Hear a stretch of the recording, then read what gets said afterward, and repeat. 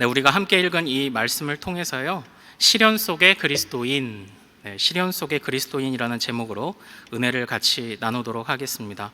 주님께서 또 오늘 말씀을 통해서 우리에게 귀한 깨달음 주실 줄로 믿습니다.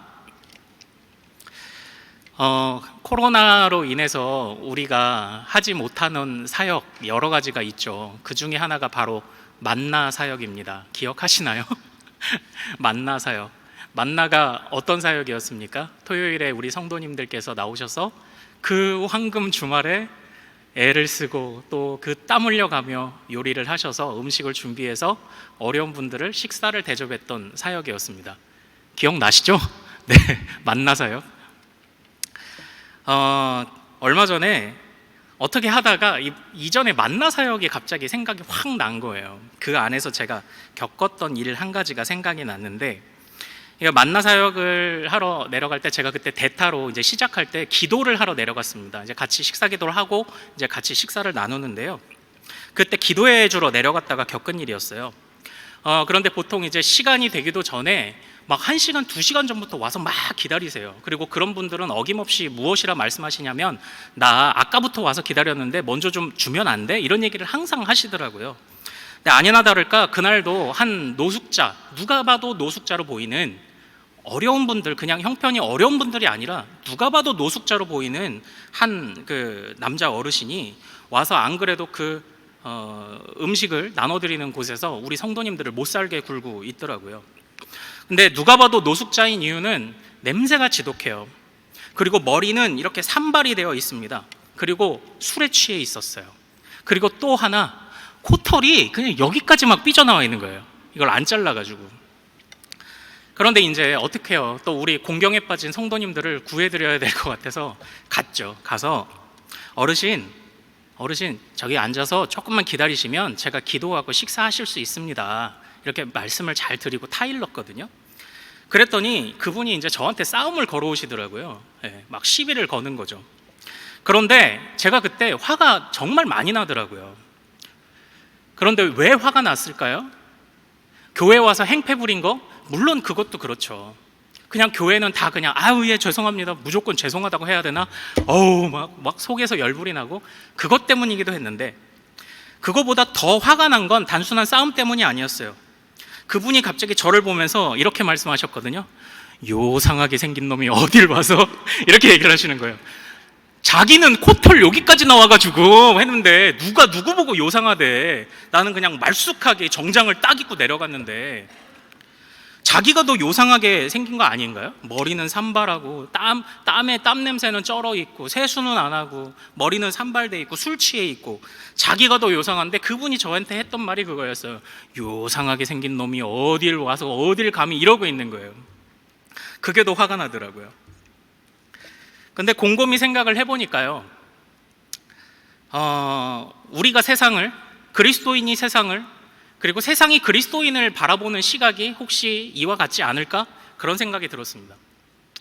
우리는 세상을 요상하다고 보는데요, 세상은 우리를 요상하다고 봅니다. 우리가 그들을 바라볼 때는 막 코털 삐져나오고 지저분한 것처럼 세상은 더럽죠. 악한 것이 많죠. 그렇게 생각합니다. 그런데 그들도 우리를 비정상이라고 생각하는 거예요. 어디 요상하게 생긴 놈이 와서. 우리가 볼 땐 세상이 비정상이고 세상이 볼 때는 우리가 비정상인 겁니다. 서로가 네가 더 요상하다고 그렇게 말하는 것이 그리스도인과 그리고 세상이 서로를 바라보는 시각이 아닐까? 그런 생각을 한번 해보게 되었습니다. 오늘 우리는 시편 119편을 좀 나누고자 합니다. 시편 119편에 흐르고 있는 한 가지의 주제가 무엇인지 아십니까? 바로 이것입니다. 서로를 요상하게 생각하는, 바로 이것이 시편 119편에 기본적으로 흐르고 있는 배경 중에 한 가지입니다. 시편 19편에서는요, 그 하나님을 향한 열망을 막 노래합니다. 그러나 현실 안에서 찾아오는 수많은 모순점들 때문에 힘들어하는, 그러니까 세상은 요상해요. 그래서 나는 말씀을 붙잡아야 돼요. 그런데 그러고 살아가자니 수많은 모순들을 경험하게 되는 겁니다. 수많은 어려움들을 경험하는 거죠. 그래서 하나님의 말씀을 붙잡고 사는 인생이 겪는 불협화음, 나는 이게 맞다고 생각하고 나는 이게 옳다고 생각하고 믿음 지키며 살아가려고 하는데 세상이 우리를 요상하게 보는 겁니다. 그래서 끊임없이 이 믿음의 도전이 일어나는 것, 바로 이 삶을 노래하고 있는 것이 바로 시편 119편의 그런 배경입니다. 그런데 그 불협화음, 세상과 이 믿음의 삶 속에서 느끼는 이 불협화음, 이것을 뭐라고 표현할 수 있을까요? 저는 그것을 오늘 이 설교의 제목과 같이 시련이라고 표현하고 싶습니다. 그리스도인은 시련을 겪습니다. 세상이 우리를 요상하게 보기 때문입니다. 오늘 본문도 시련을 말하고 있습니다. 우리 오늘 본문의 25절 말씀 상반절만 한번 같이 읽어볼까요? 자, 성경을 찾으시고 시작. 내 영혼이 진토에 붙어 싸우니. 네, 거기까지. 25절에 무엇이라고 이야기합니까? 시련을 어떻게 이야기하고 있습니까? 내 영혼이 진토에 붙었다. 진흙에 붙었다. 이렇게 이야기를 합니다. 이것은 우리가 죽을 것 같은 굴욕적인 감정, 진흙에 그저 납작 엎드려서 쓰러져 버린 그런 상태를 말한다고 합니다. 굉장한 굴욕을 겪는 겁니다. 믿는 자들은 세상을 살아가면서 굴욕을 겪습니다. 남들 하는 것처럼 조금만 비겁하면 얼마든지 편하게 살지만 그 믿음의 자존심 하나 지키기 위해 굴욕을 겪습니다. 또 우리 28절 상반절도 한번 같이 읽어볼까요? 자, 시작. 나의 영혼이 눌림으로 말미암아 녹사오니. 나의 영혼이 어떻게 됐다고 이야기를 합니까? 눌렸다라고 이렇게 이야기를 합니다. 이것은 우리의 영혼이 눌리는 겁니다. 마음이 가난해지고 마음이 곤비하게 되는 겁니다. 그래서 어떻게 됐다고 이야기합니까? 나의 영혼이 눌려서 어떻게 됐다? 녹았다라고 표현을 하는 겁니다. 이것이 그리스도인들이 살아가면서 겪는 그런 시련의 모습, 그 안에서 겪는, 시련 안에서 겪는 우리 마음속에 있는 일어나는 그런 일들 아닙니까? 굴욕을 겪고 죽을 것 같은 감정을 겪고 마음이 가난해지고 곤비해지고 마음이 녹아버려져서 무슨 일을 해야 될지도 모르겠고 무엇을 해야 될지도, 어디로 나가야 될지도 모르겠는 그런 상태를 겪는 것. 그런데 이런 시련이 더 힘든 게 무엇입니까? 우리가 주님을 안 믿기 때문에 이런 시련을 겪는 게 아니기 때문에 더 힘듭니다. 주님을 믿기 때문에 이런 시련을 겪기 때문에 이것이 더 힘든 것 아닙니까? 그런데 나는 잘 믿어보려고 하지만 이 세상의 사람들이 이렇게 말하는 것 같습니다. 너 하나님, 니네 하나님은 도대체 어디 있는 거냐? 니네 하나님이 있다면 너를 이렇게 시련을 겪게 할 수 있는 거냐? 내가 봤을 땐 너 시련 겪는 거 보니까 하나님은 없네. 이렇게 말하는 소리가 더 힘들게 들려옵니다. 나는 하나님이 살아계시다고 분명히 믿는데 하나님이 자꾸 없다고 하니까. 그런데 자꾸 그런 얘기를 듣다 보면은 전의가 막 불타올라서 어떻게든 그들을 이겨보려고 하는 것이 아니라 우리의 마음이 어떻게 되나요? 녹아내립니다. 그것이 시련이 주는, 우리 마음속에 주는 그런 힘든 그런 마음들 아니겠습니까? 철저하게 현실 세계만을 살아가는 사람들의 비방이라는 것도 잘 알고 있죠. 그리고 또 우리도 알고 있지 않습니까? 산모가 고통을 겪지만 아이가 태어난 이후에는 그 모든 고통을 잊어버린과 같이 이 세상에 시련이 있지만 저 천국에 주님의 천국이 기다리고 있다. 그거를 믿는데 너무 멀어서 손에 잡히지 않아서 마음에 더 힘듦을 겪는 것, 그것이 우리들의 모습이라고 생각이 됩니다. 그래서 영혼이 눌리죠. 그래서 영혼이 녹아내립니다. 바로 이러한 불협화음 속에서 우리가 살아가고 있는 것입니다. 그러나 이 시편 119편의 배경이 바로 우리의 삶은 시련이다, 시련이 있는 삶이다, 불협화음의 삶이다 라는 배경을 노래하고 있다고 했잖아요.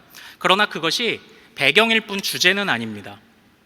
이 119편은 시련 속에서 우리가 가져야 할 기도 제목이 무엇인지를 알려주는 아주 중요한 주제들을 갖고 있습니다. 시련 속에서 어떤 기도 제목을 가져야 하는가, 이것을 알려주는 것이 시편 119편의 주제예요.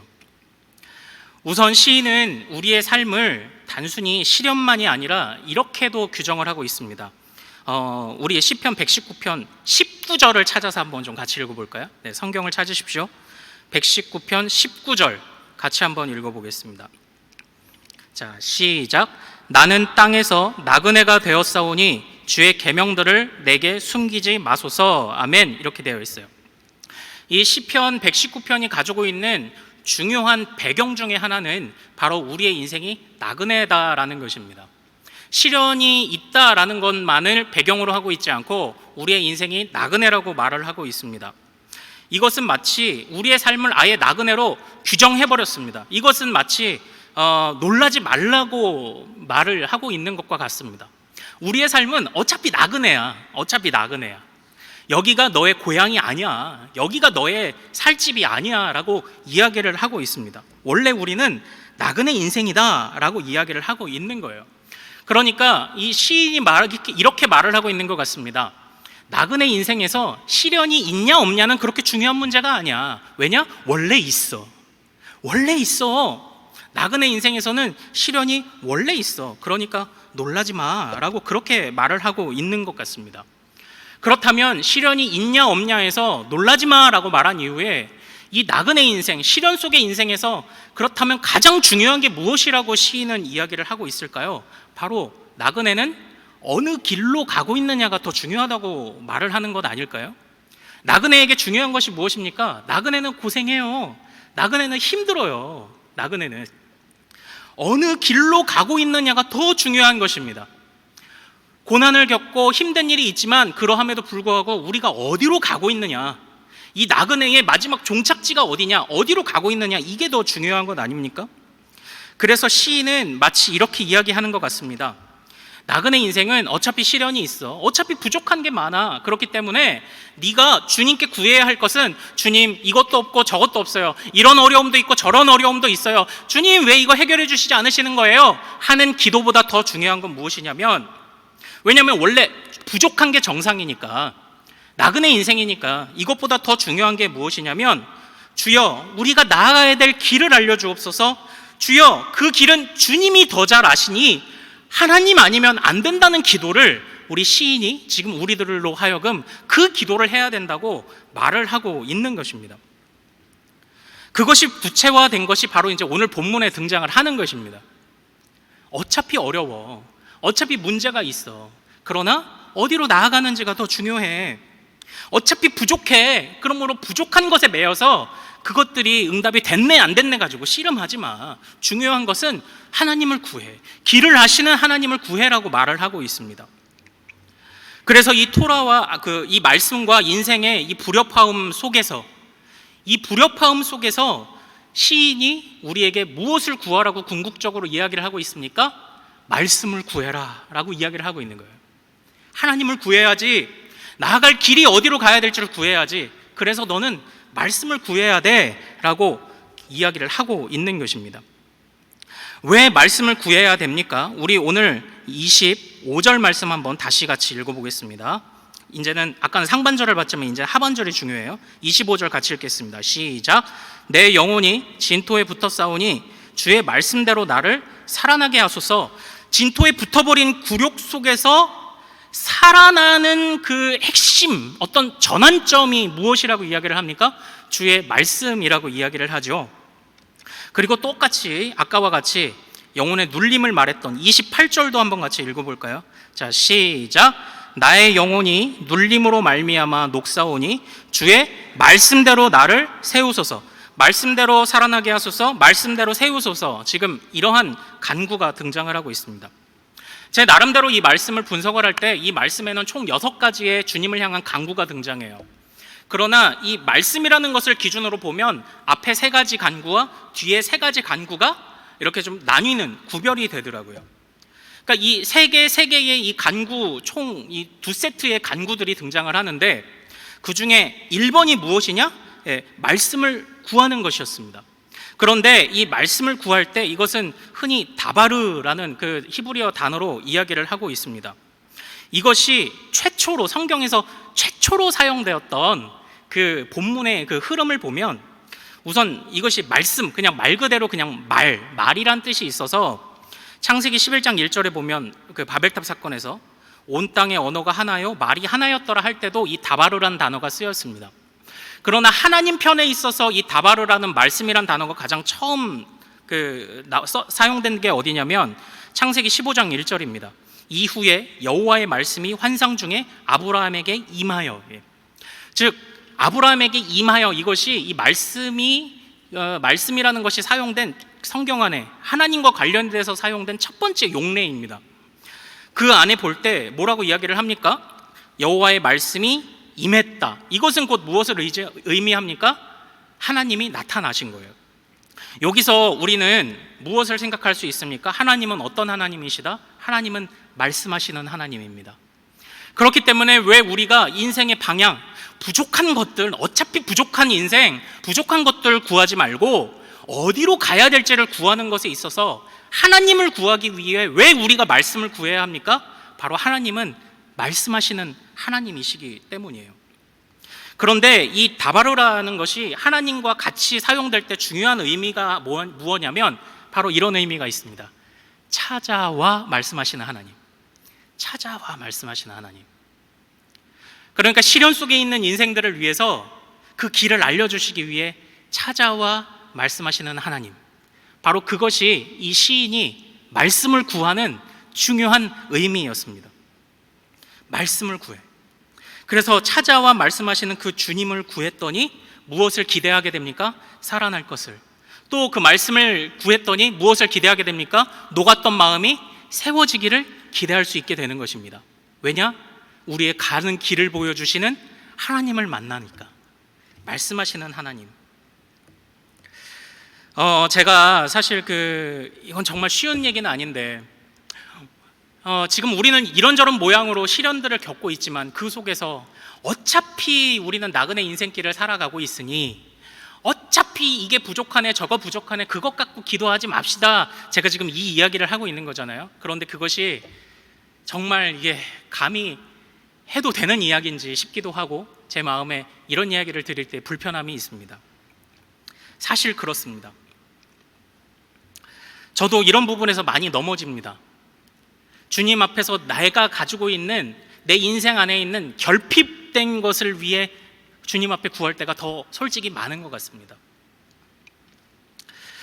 그런데요, 하나님이 그의 말씀으로 계시를 하실 때 제가 특별히 십계명의 말씀들을 요새 좀 다시 이렇게 보다가 십계명의 2계명을 보면 이제 우상을 섬기지 말라라는 말씀이 있잖아요. 그런데 그 말씀을 우리 믿음의 조상들은, 종교개혁가들은 어떻게 풀어냈냐면 우상을 섬기지 말라만이 아니라 하나님을 우상을 섬기는 방식으로 섬기지 말라라는 의미까지도 그 안에서 끄집어냈습니다.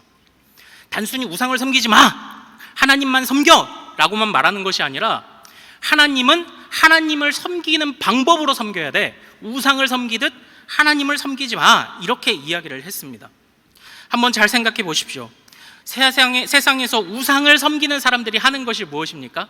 바로 부족한 것을 위해 기도하는 겁니다. 이렇게 해서 잘 됐으면 좋겠고 이것도 채워졌으면 좋겠고, 그것이 우상을 우리가 쫓아가는 그런 사람들의 모습 아닙니까? 올해 자녀들 중에 큰 일이 있을 것 같아 하면은 어떻게 해야 되죠? 정성을 보여서 다가올 일을 면하게 만드는 것, 그것이 우상을 섬기는 방식 아닙니까? 결핍된 것을 채우고자 하는 것이 우상을 섬기는 방식 아닙니까? 그런데 우리가 주님께 바로 그 우상을 섬기는 방식과 같이 주님을 섬기는 것, 그것이 지금 안 된다고 이야기를 하고 있는 것입니다. 정말 이 결핍된 것을 위해 기도하지 마십시오. 우리가 어느 방향으로 나아갈지 그 길을 알려달라고 말씀하시는 하나님, 찾아오시는 하나님을 위해 기도하십시오라고 말씀을 드리지만 그 안에 많은 갈등과 힘듦이 있어요. 그러나 그러함에도 불구하고 이 시간 여러분과 제가 다시 한번 마음속에서 결단하기를 원해요. 다시 한번 말씀에 집중하기를 원해요. 우상을 섬기는 방식으로 주님을 섬기지 마십시오. 우상에게 기도하는 방식으로 주님께 기도하지 마십시오. 그저 주님을 구하십시오. 나아갈 길을 보여주시는 그저 주님을 구하시는 여러분들이 되시기를 소망합니다. 만약에 우리가 주님을 우상을 대하듯 대하면 주님도 우상 앞에 나오는 자들과 같이 우리를 대하실 수도 있습니다.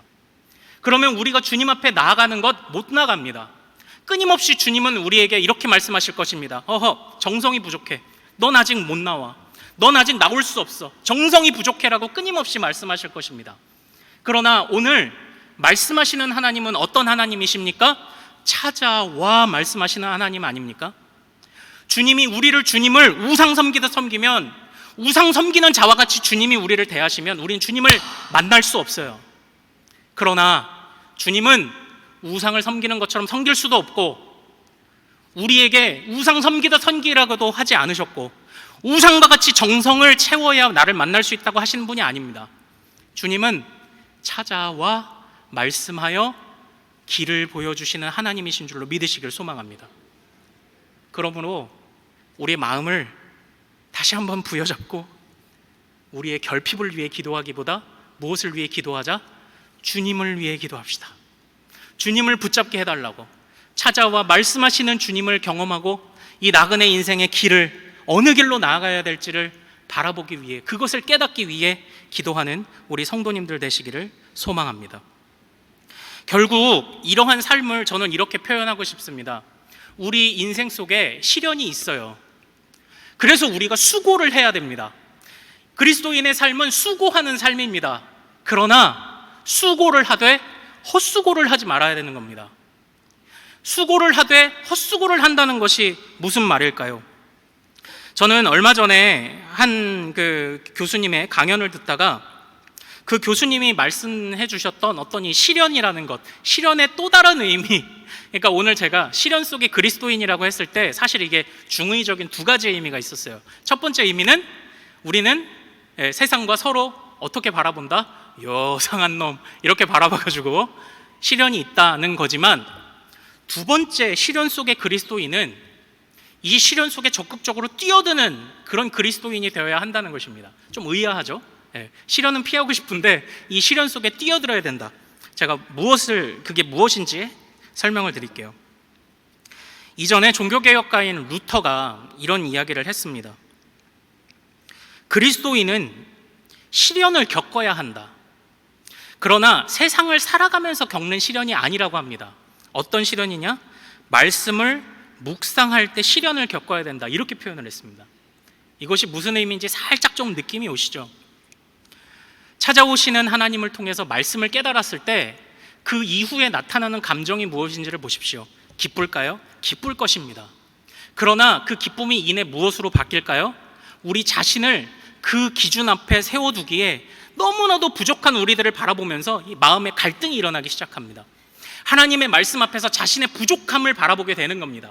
바로 그 시련을 루터가 이야기를 하는 겁니다.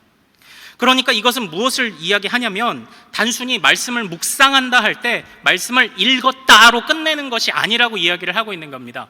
그 말씀이 너의 것이 되었느냐, 그 말씀 앞에 섰느냐, 그 말씀 앞에 너를 성찰했느냐, 그 말씀 앞에 너를 비춰봤느냐, 그 말씀을 붙잡고 씨름했느냐, 그 믿음의 씨름과 그 말씀이 주는 시련 안에 들어갔느냐를 묻고 있는 겁니다.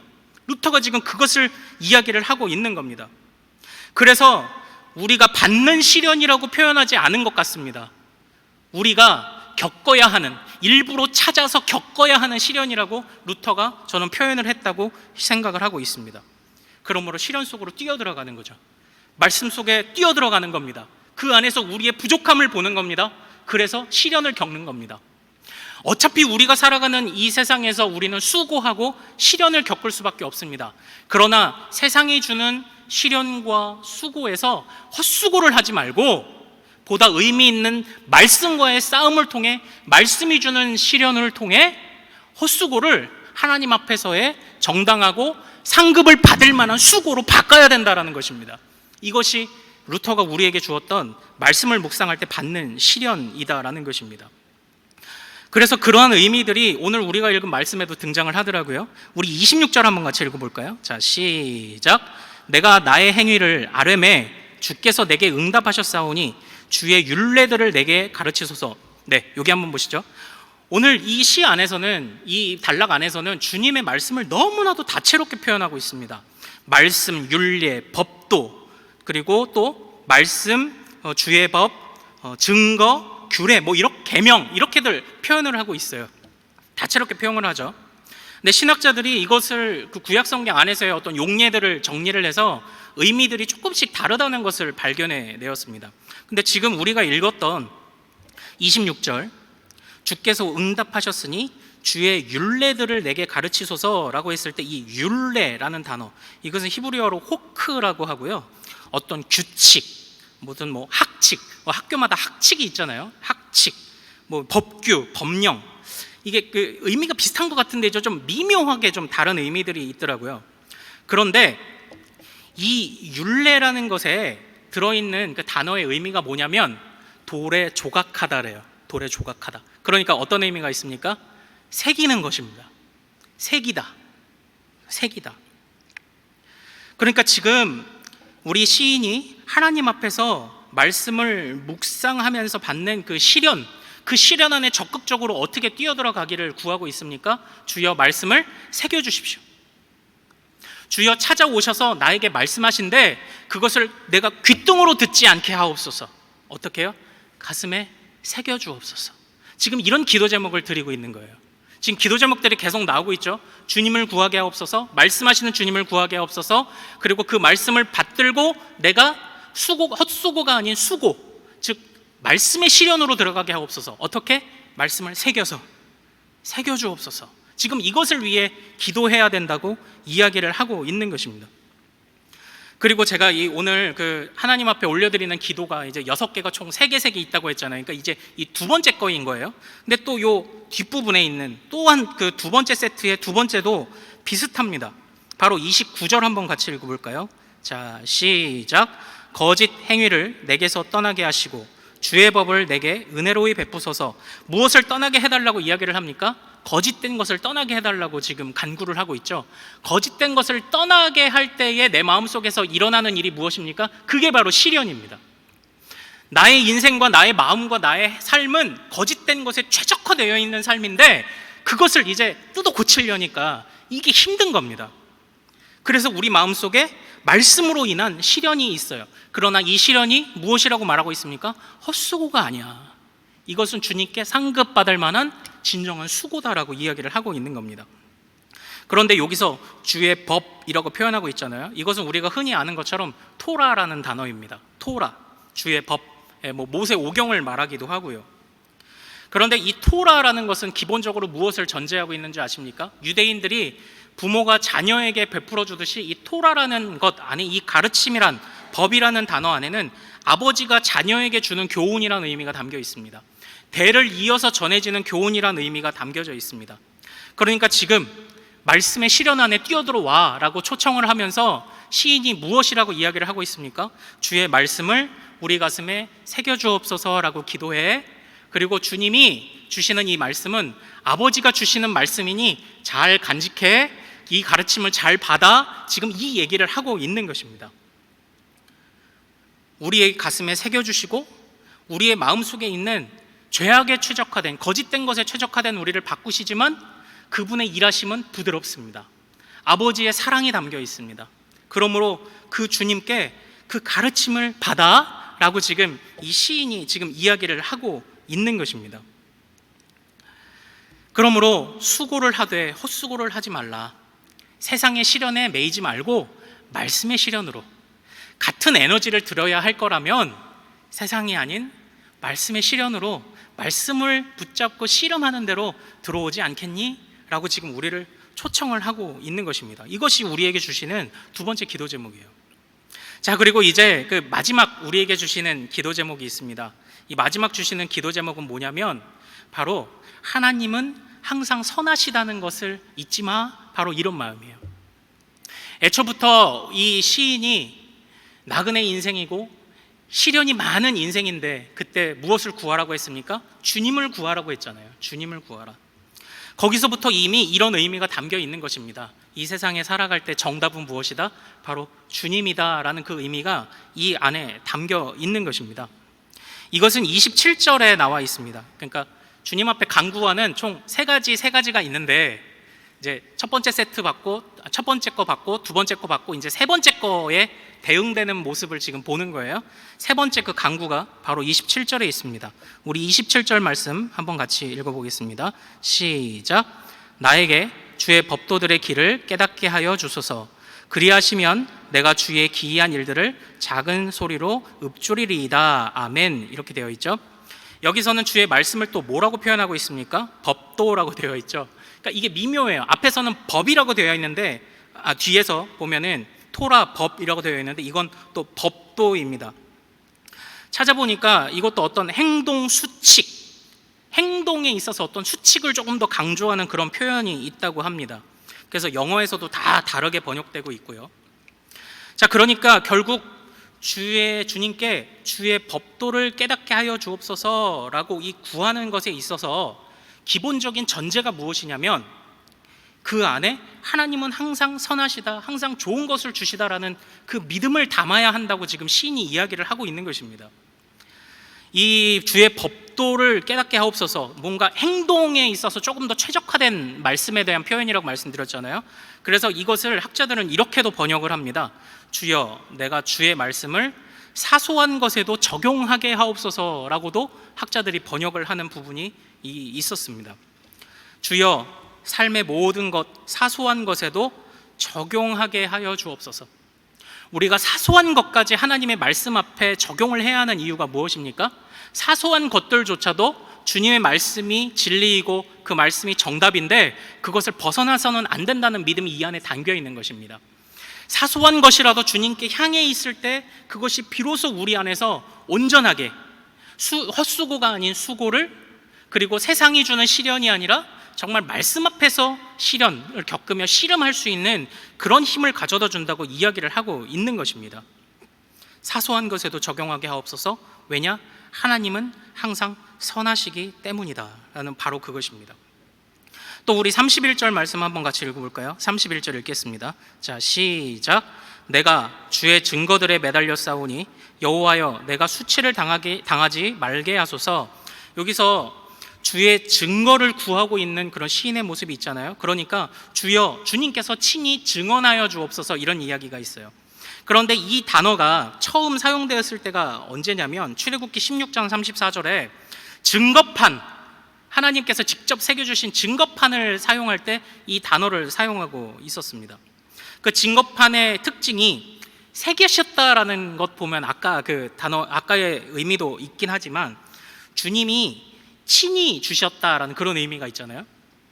하나님은 말씀으로 자신의 본성과 진리를 친히 증언하시는 분입니다. 어느 누구도 부인할 수 없을 만큼 자기 스스로를 증언하시는 분이라는 의미가 이 증거 안에, 이 히브리어 에두트라는 단어 안에 이것이 담겨 있다라고 이야기를 합니다. 그러니까 주님이 사소한 것에도 적용해야 될 만큼 주님은 항상 선하시고, 그리고 주님이 그 선하시다는 사실을 주님이 친히 증언하시고 변호하신다. 이 모든 일들이 일어난다고 지금 이 시인이 이야기를 하고 있는 것입니다. 보통 우리가 말씀을 묵상을 할 때 보면 아까도 잠깐 언급을 했지만 이런 것들이 이제 있을 수 있죠. 그냥 저희 어릴 때 저희 아이가, 어린 아이가 누구나 까막눈이던 시절을 한 번씩 겪잖아요. 글씨를 모를 때, 그렇죠? 그럴 때를 한 번씩 겪잖아요. 그때 제가 아이하고 장난을 쳤던 게 있는데 그게 뭐냐면 책을 딱 펴놓고 아빠가 책 읽어줄게, 그리고 이렇게 읽었습니다. 까만 건 글씨, 하얀 건 뭘까요? 종이. 이렇게 했더니 저희 애가 어느 날은 책 딱 펴더니 까만 건 글씨, 하얀 건 종이, 이렇게 책을 이제 읽는 흉내를 내는 거예요.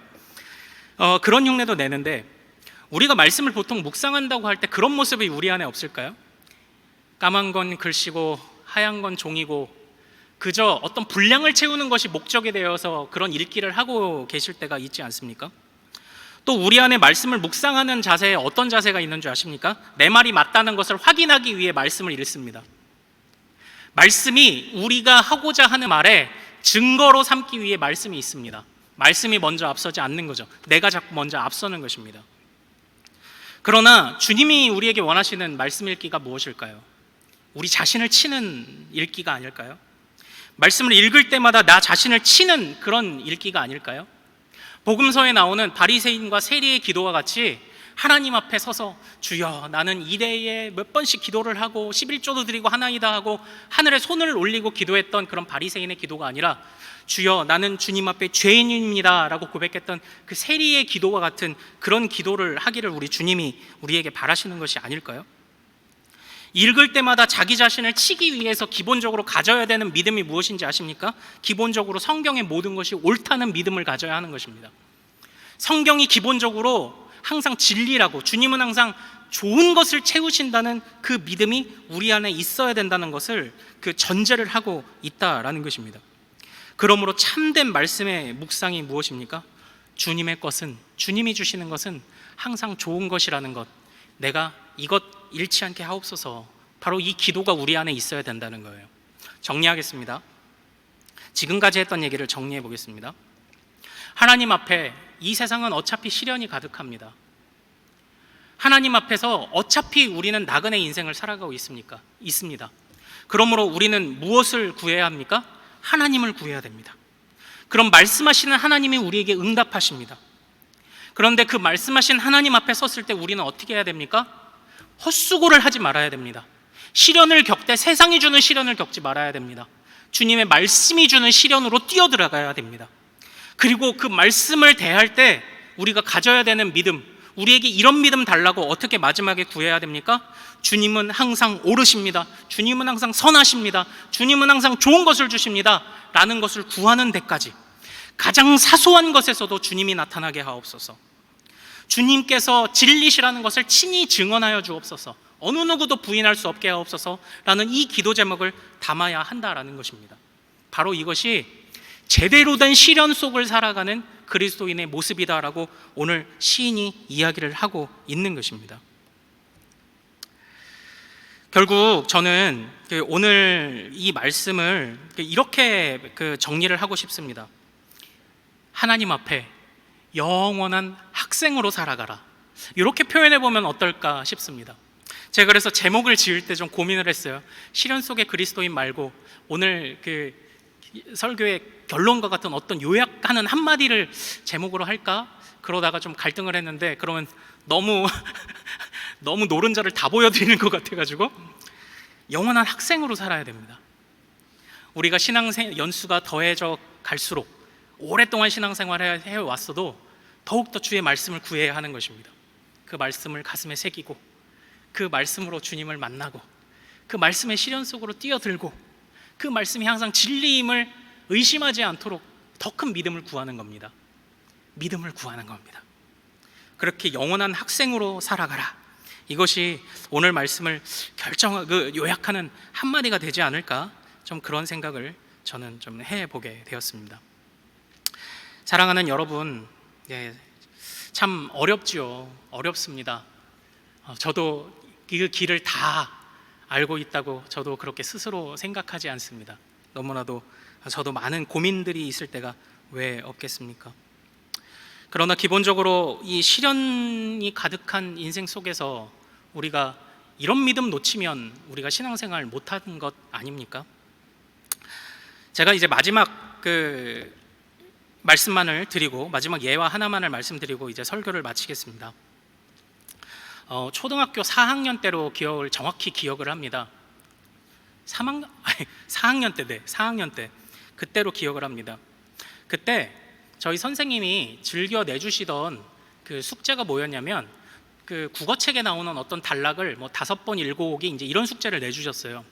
근데 선생님의 특징은 숙제 검사를 하지 않으시는 겁니다. 5번 읽어온 것을 이전에는 어떤 선생님들은 줄거리를 써와라 이렇게 숙제를 내주셨거든요. 그런데 이 선생님은 5번 읽어와 라고 하시면 숙제 검사를 안 하시는 겁니다.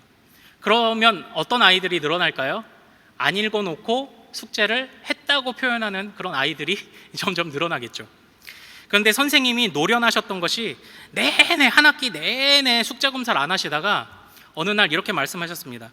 안중근 의사 5번씩 다 읽어왔니? 그랬더니 모든 아이들이 네 라고 대답을 했더니 선생님이 그럼 노트 꺼내서 줄거리 적어봐, 이제 이렇게 얘기를 하신 거예요. 그래서 아이들이 이제 신나게 줄거리를 적기를 시작하는 거죠. 그런데 상당히 많은 아이들이 나중에 그 선생님이 그 노트를 걷어서 검사를 다 하셨을 때 상당히 많은 아이들이 안중근 의사를 읽지 않고 그냥 왔는데 거짓말을 했다는 것이 들통이 났는데 그 앞에 숙제 안 한 아이들을 쫙 불러내서 이렇게 세웠는데 그때 한 여자아이가 이렇게 손을 들었습니다. 선생님, 저는 억울해요. 저는 정말 읽어왔어요 라고 이야기를 한 거예요. 그랬더니 선생님이 갑자기 엄청 화를 내시면서 그 아이에게 거짓말하지 마! 손바닥 대! 이제 그때는 체벌이 가능하던 시기니까 손바닥 막 때리고 여자아이는 울면서 막 저 숙제 해왔어요, 진짜예요, 숙제 해왔어요 라고 하는데 선생님의 결정적인 한마디가 그 여자아이가 거짓말을 하고 있다는 것을 말씀을 해주셨는데, 그게 무슨 얘기냐면 그 여자아이가 무엇이라고 적었냐면 이렇게 적었습니다. 안중근 의사는 힘없고 가난한 백성들을 무료로 고쳐주었다라고 썼어요. 이제 안중근 의사인 거죠. 안중근 의사. 보통 의사, 닥터를 말할 때 그렇게 말하나요? 의사 누구누구 이렇게 얘기를 하지 안중근 의사라고 얘기하지 않잖아요. 그러니까 이 여자아이가 너무나도 당당하게 이렇게 얘기를 한 겁니다. 제가 이 이야기를 왜 드리냐면요, 안중근 의사, 이 의사라는 단어를 지금 우리 반 아이들은 두 가지로 해석을 하고 있었습니다. 말 그대로 독립운동을 하셨던 의사, 그리고 또 다른 아이는 병을 고쳐주는 의사로 해석을 했습니다. 그런데 이 의미, 안중근 의사라고 명명을 할 때의 이 의미는 그것을 안중근 우리 독립운동가를 의사라고 처음 명명했던 그 사람의 그 뜻을 따라서 우리는 그 해석을 해야 되는 겁니다. 말씀도 마찬가지입니다. 말씀도 우리가 해석을 할 때 그 말씀을 처음 주신 분의 뜻을 따라 해석을 해야 됩니다. 1차적으로는 하나님이요, 그리고 그 다음으로는 그 말씀을 영감으로 받아 기록한 성경의 저자들이 이것을 무엇을 의미하고 기록했을까를 날마다 상고하는 것이, 그것이 우리가 해야 한다는 일입니다. 내 입맛에 맞게 해석을 하는 것이 아닙니다.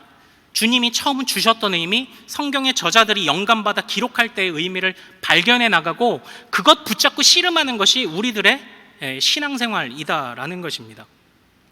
그런데 많은 경우에 우리들은 우리의 경험과 생각들로 성경을 많이 판단하고 해석하려 합니다. 짜 맞춥니다. 아까 말씀드렸던 것처럼 내 말이 맞지라는 증거를 삼으려고도 하고 까만 건 글씨요 하얀 건 종이와 같이 이 말씀을 대합니다. 그러나 하나님의 말씀을 대할 때 무엇이 중요합니까? 주님이 주시고자 했던 그 의미가 무엇이냐, 그 의미를 찾아가기 위해 애를 쓰고 그 의미를 깨달았을 때 그것이 우리 안에 정말 고통스러우리만큼 시련을 찾아주더라도 이것이 헛수고가 아닌 수고이기에 기쁘게 그 안에 뛰어들어가는 것, 이것이 바로 그리스도인의 참된 믿음이요 시련 속의 그리스도인의 온전한 삶인 것입니다. 주님이 우리에게 주신 그 의미, 그 의미를 바로 찾아가기 위해 애를 쓰는 것이죠. 그래서 우리는 영원한 학생이 되어야 합니다. 더 배우고 더 익혀야 하는 것입니다. 이 어려운 시기들을 그러므로 우리는 어떻게 살아가고 이겨내고 극복할 수 있습니까?